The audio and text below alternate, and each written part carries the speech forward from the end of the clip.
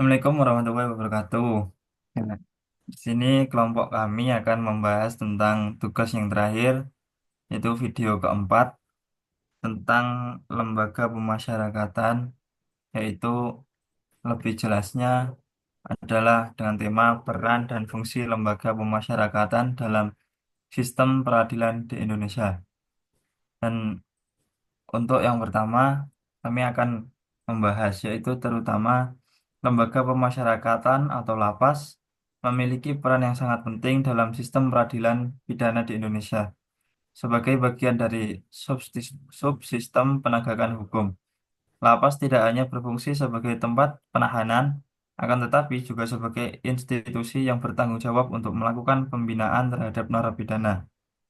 Nah, dalam diskusi ini akan membahas berbagai aspek terkait dengan peran dan fungsi lapas dalam konteks sistem peradilan pidana, termasuk perubahan paradigma di lembaga penjara menjadi lembaga pemasyarakatan. Dan lembaga pemasyarakatan di Indonesia ini dibagi menjadi 4 pembahasan dalam pembahasan ini.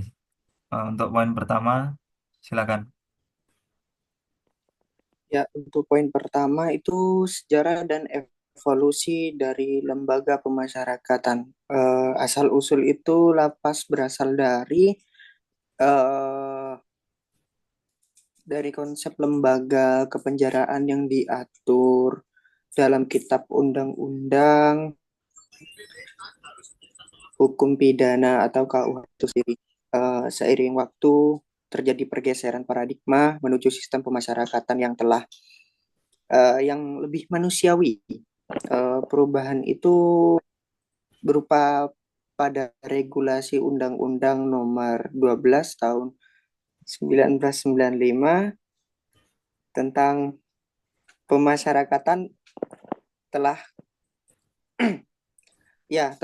pemasyarakatan telah diganti oleh Undang-Undang Nomor 22 Tahun 2022 yang menekankan perlunya penghormatan terhadap hak asasi manusia dan pembinaan narapidana. Selanjutnya, poin kedua akan dijelaskan oleh teman saya.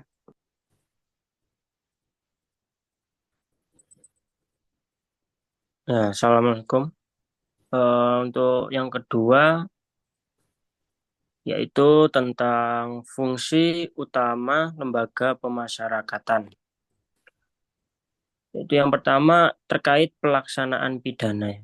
Eh, Lapas sendiri itu fungsinya sebagai tempat pelaksanaan pidana penjara, di mana narapidana itu menjalani hukuman mereka masing-masing.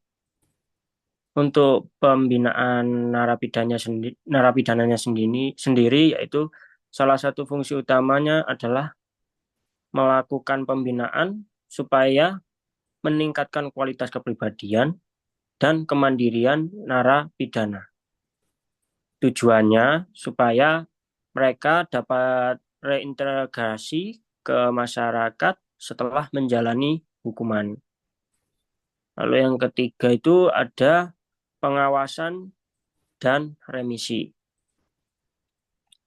Lapas itu juga berwenang dalam memberikan remisi dan cuti bagi narapidana yang merupakan bagian dari upaya pembinaan dan pengawasan hukum.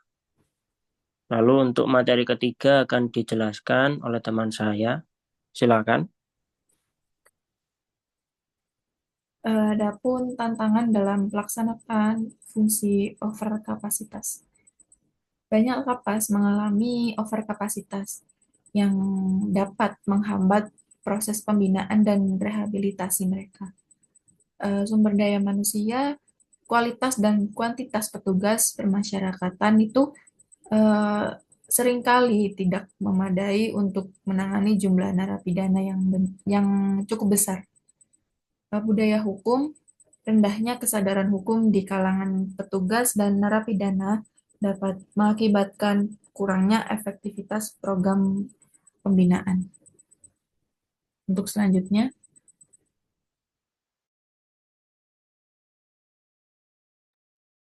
Selanjutnya ada rekomendasi untuk meningkatkan fungsi lembaga pemasyarakatan, peningkatan sarana dan prasarana. yaitu memperbaiki fasilitas fisik dan dukungan logistik untuk mendukung program pembinaan yang efektif. Pelatihan petugas, meningkatkan kapasitas sumber daya manusia melalui pelatihan yang relevan untuk petugas pemasyarakatan, bekerja sama dengan masyarakat, lalu membangun hubungan yang baik antara lapas dengan masyarakat luar untuk mendukung reintegritas narapidana. Selanjutnya akan dijelaskan oleh teman saya.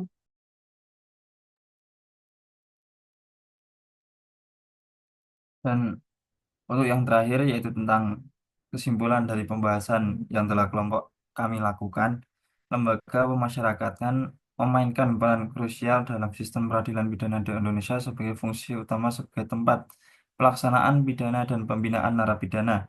Meskipun terdapat berbagai tantangan, upaya peningkatan kapasitas dan kerjasama dengan masyarakat dapat membantu mencapai tujuan pemidanaan yang lebih baik. Diskusi ini diharapkan dapat memberikan wawasan yang luas bagi masyarakat dan juga secara keseluruhan.